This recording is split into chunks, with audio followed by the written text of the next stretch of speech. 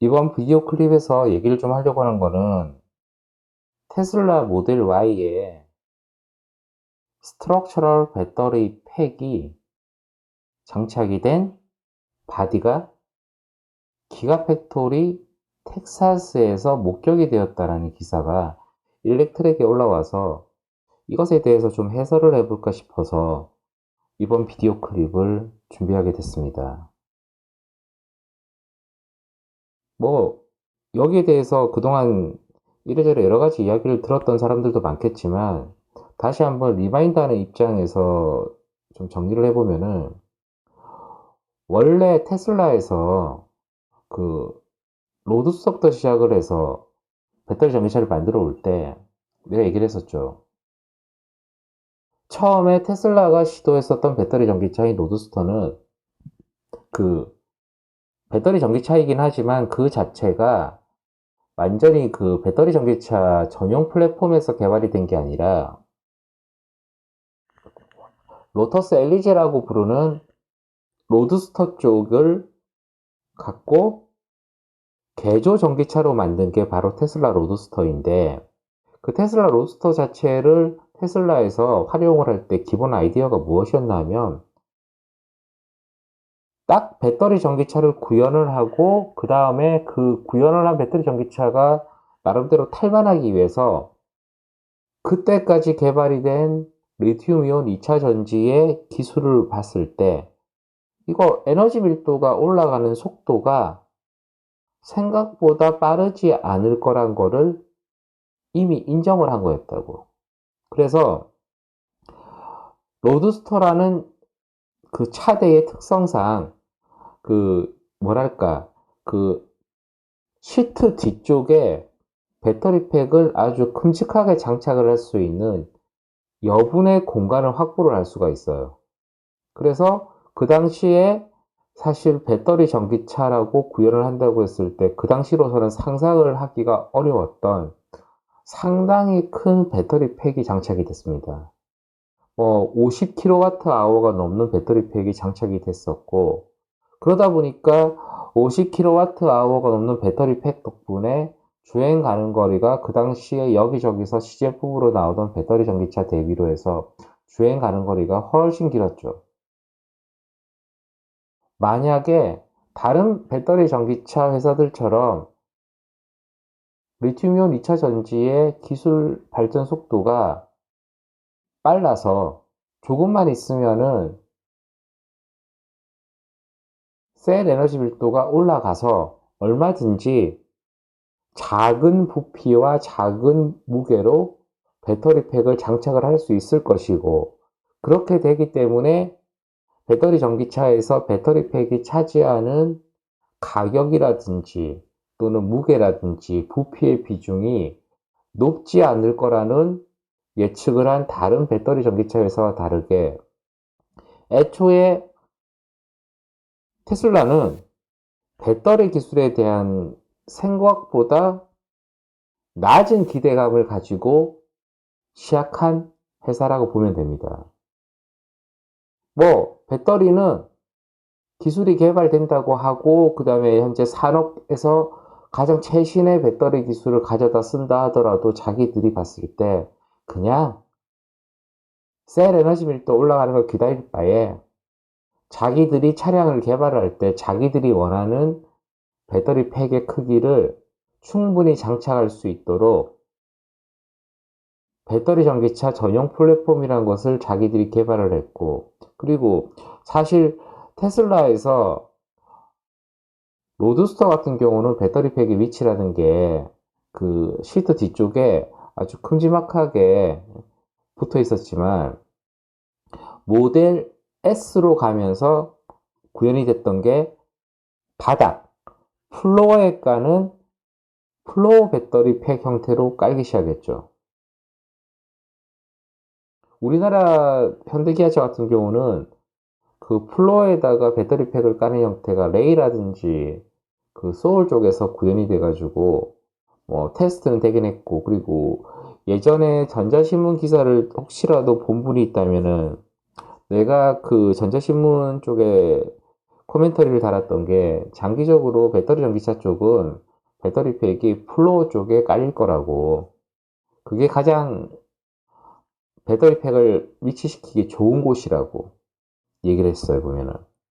뭐 그게 뭐 테슬라의 기술을 보고 얘기한 게 아니라 공간이 안 나와요, 그냥. 그리고 그러면은 바닥에 배터리 팩을 깔게 되기 때문에 전체적으로 어떻게 되는가 하면은 기존의 내연기관 자동차에 차대를 쓰게 되면은 그만큼의 높이를 희생을 해야 됩니다. 그러면 바닥이 올라가고 어디가 낮아지냐면은 우리가 보통 그 헤드룸이라고 부르는 공간.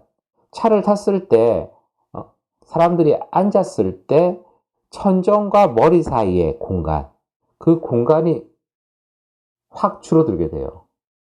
그래서 배터리 전기차 전용 플랫폼이라고 얘기를 하면은 플로어에 배터리 팩이 들어갈 수 있도록 그 차대가 설계가 돼야 되고 또 그러다 보면은 뭐 어쩌지 해가지고 잔머리를 좀 굴리고 하다 보면은 이 헤드룸을 확보하기 위해서 시트 포지션 자체를 낮추는 경우가 있어. 그럼 또 어떤 일이 벌어지냐면은 뒷좌석에서 앉아 있을 때 너무 불편한 거라. 다리가 무릎을 굽히고 다리 앉았을 때 다리 자체 포즈 자체가 상당히 불편한 형태로 됩니다. 그래서 루시드 모터스 같은 경우는 애초에 배터리팩을 만들 때 그 차 자체가 지향하는 게 럭셔리 배터리 전기차이기 때문에 이 레그룸을 확보할 수 있도록 그 뒷좌석에 발을 딛는 부분에 거기에는 배터리 팩이 위치하지 않게 차량을 설계를 했죠. 어쨌든 지금 이야기하고자 하는 건 어떤 건가 하면은 테슬라가 어떻게 보면은 중국의 배터리 제조사들하고 그 다음에 자동차 OEM들이 그 배터리 전기차를 개발할 때 현재 리튬이온 2차 전지에 기반을 해서 배터리 전기차를 만든다고 했었을 때 사용이 되는 단전지는 첫 번째 소형 원통형, 두 번째 중대형 파우치, 세 번째 중대형 각형이 세 가지가 있어요, 보면. 근데 중대형 파우치 쪽에서 세계 최강은 우리나라고 소형 원통형에 있어서는 우리나라와 일본이 세계 최강이고 그 다음에 중대형 각형이라고 했을 때는 이쪽에 장점을 갖고 있는 국가가 바로 중국이라고 할 수 있는데 이 3종의 셀 형번이 있다고 했을 때 이 3종의 셀 형번에 셀 에너지 밀도를 한번 쭉 나열을 해보면 어떻게 되나 하면은 우리나라의 자동차 배터리 전기차 쪽에서 배터리의 데이터를 판다고 하는 모 회사가 한동안 뿌린 데이터를 보다 보면은 그 데이터에 기본적인 기술 자료들이 있어. 근데 그 기술 자료가 틀리게 적혀 있습니다. 어떻게 틀렸나 하면 소형 원통형, 중대형 파우치, 중대형 각형이 있다고 했을 때 셀의 에너지 밀도의 순서가 틀려요. 그쪽에서는 어떻게 얘기하냐면은 소형 원통형이 셀 에너지 밀도가 떨어진대요. 전혀 그렇지 않고 단전지, 그러니까 유닛셀이라고 부르는 단셀, 단전지의 에너지 밀도만 놓고 본다 그러면 에너지 밀도가 제일 높은 기술이 바로 원통형이에요. 그래서 소형 원통형의 에너지 밀도가 제일 높고 그 다음이 중대형 파우치, 그 다음에 그 셀 에너지 밀도라는 측면에서 에너지 밀도가 제일 낮은 기술이 바로 그 중대형 각형이라고 얘기를 할 수 있는데 그 중대형 각형의 셀 에너지 밀도가 낮은 단점을 극복하기 위해서 단전지, 모듈, 그 다음에 팩 이런 쪽으로 쭉 흘러갈 때 데드 스페이스를 줄이기 위한 전략으로 중국에서 셀 투 팩 혹은 셀 투 카 혹은 셀 투 셰시라고 부르는 신기술을 개발했죠. 그래서 팩 에너지 밀도를 기존 기술보다 높이는 기술을 개발해서 그게 전 세계적인 충격파가 왔고, 사실 그 형태로 해가지고 중국 바깥 배터리 전기차 회사가 채용을 해서 성공적으로 데뷔를 한 게 바로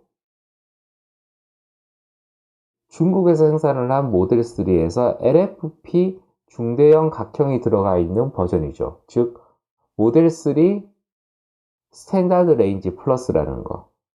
그리고 뭐 LFP에 대한 충격파를 만들어낸 게 사실 LFP라는 셀 케미스트리 덕분이기도 하지만 LFP 기반의 단전지를 가지고 셀2팩과 셀2 셋이라는 기술이 없었다면 그 충격파가 이렇게까지 크게 오지 않았을 거예요, 보면은. 근데 그럼 우리나라 전지회사들이 그쪽에 대해서 인식이 왜 떨어지냐?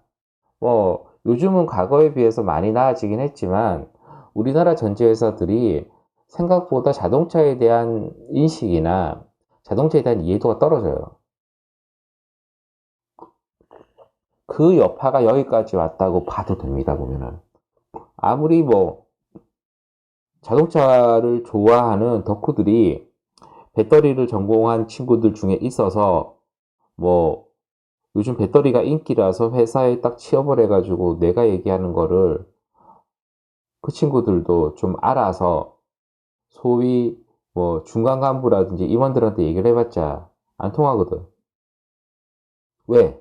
이미 우리나라는 소형 원통형, 그다음에 중대형 파우치, 중대형 각형, 그리고 기본적인 사고방식 자체가 아니 자동차 OEM에서 원하는 대로 잘 만들어주면 된다. 우리가 뭘 따로 제한할 필요 없다. 맞춰주는 능력이 더 중요하다. 그런 생각들을 한다고 보면. 어쨌든 간에, 그러다가 지금 LFP의 충격도 있고, 여러 가지 기술적인 충격에 의해서 올해가 아니라 내년 이후에 더 힘든 상황으로 가게 될 것 같은데, 그 와중에 이 충격파를 만든 원흉이라고 할 수 있는, 뭐 나쁘게 얘기하면 원흉이고, 사실 테슬라가 참 많은 변화를 갖고 왔죠, 보면은. 그 테슬라가 4680이라는 이 중대형 원통형 기술을 몇 년 전에 테슬라 배터리 데이에서 발표를 했죠. 발표를 하면서 그때 사람들이 4680에 너무 천착을 해가지고 테슬라가 발표한 것의 핵심을 놓친 게 많았다고. 그래서 4680 말고 테슬라가 그 당시에 발표했던 포인트가 두 가지가 더 있었는데 첫 번째가 테라팩토리. 그럼 테라팩토리는 뭐로 정리할 수 있다면은 초고속 양산 기술.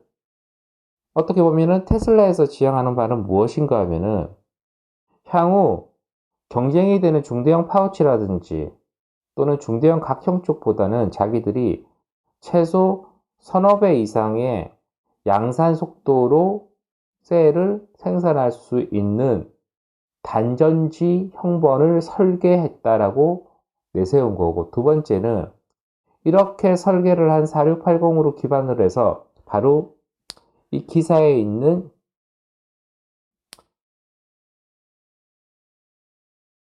스트럭처럴 배터리 팩이라고 하는 표현. 이게 바로 셀2 카 혹은 셀2 셋이라고 얘기할 수 있는데, 이 기술의 특징을 한마디로 얘기하면 여기에 본문이 있어요. 싱글 모듈 배터리 팩. 그러니까 이 배터리 팩은 싱글 모듈로 되어 있다 보니 모듈이 팩이고 팩이 모듈인 상태라고 보면은. 그리고 이 자체가 스트럭처럴 플랫폼이 돼버려. 여기 있는 표현에서 싱글 모듈 배터리 팩이라는 표현까지 쓰면 이거는 셀2 팩에 해당되고, 추가적으로 싱글 모듈 팩 다음에 그 자체가 act as the structural platform이 구현이 되는 순간 이거는 셀2 카에 준하는 기술이 된다고. 그러니까 셀2 팩, 셀2 카로 가면서 갖는 장점이 뭔가 하면은 셀 에너지 밀도가 거의 기존 기술 대비로 해서 셀 에너지 밀도의 반영률이 높은 게 셀2 팩과 셀2 카가 되는 거고, 이 셀2 팩과 바로 셀2 카가 구현이 됐을 때는 셀 에너지 밀도와 팩 에너지 밀도라는 두 가지 핵심적인 팩터를 봤을 때 데드 스페이스가 줄어들어서 팩 에너지 밀도가 올라가게 하는 기술인데, 이 4680 자체가 기술적으로 구현이 되냐 안 되냐가 사실 테슬라 배터리 데이에서 처음 발표가 됐을 때 말이 많았죠. 보면 어떻게 보면은 전지를 잘 모르는 몇몇 사람들이 신문과 외신에다가 얘기를 하면서 기술이 구현이 되네 안 되네 말이 많았는데, 사실 4680 이 자체를 구현하는 게 키가 아니었다는 거를 아는 게 중요하고, 중요한 거는 이 4680이라는 형벌을 개발을 한 다음에 두 번 양산을 할 수 있어야 되고, 양산을 한 셀의 품질 관리가 가능해야 되고, 그 다음에 4680 자체의 셀을 생산하는 공정 자체가 기존의 21700과 대비를 했을 때 최종적으로 심플하게 얘기를 한다 그러면 21700 하나 만들 때 46800도 하나 만들 수 있다면 테슬라는 성공하는 거라고, 그 공정이. 근데 이게 소형 원통형에서 중대형 원통형으로 갔기 때문에 기술적으로 난해한 부분이 있었다고. 그래서 뭐 그거를 해결하기 위해서 테슬라가 인수합병을 하는 회사들도 있고 여러 가지 노력들을 했는데, 가령 뭐 전해질 고속주입 공정 쪽이라고 하는 곳이 있는데, 그거는 캐나다의 하이바라는 회사를 인수를 하면서 극복을 하려 했었고, 그 다음에 또 그 고속공정에 기여를 할 수 있을지 없을지는 아직까지 미지수라고 할 수 있지만, 이래저래 시도를 해보다 보면은 장점이 있을 수 있다라고 지금 시도되고 있는 기술이 드라이 일렉트로드 기술. 건식 공정으로 극판을 만드는데, 그냥 드라이 일렉트로드라고 하면 될 거를 또 딴에는 단어 하나 더 넣어가지고 드라이 배터리 일렉트로드라고 해서 DBE라는 표현을 쓰는 회사가 있었죠.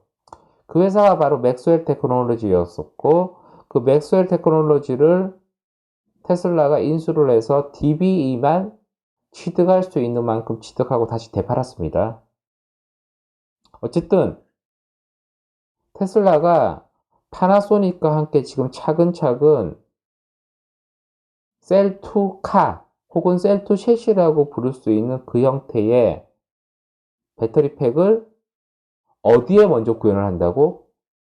모델 Y에 먼저 구현을 하려고 하고, 그 모델 Y를 어느 공장에서 생산하냐면은 테슬라의 기가 팩토리 텍사스, 즉 기가 텍사스에서 먼저 시도할 거라는 게 이 기사에 나와 있는 내용입니다.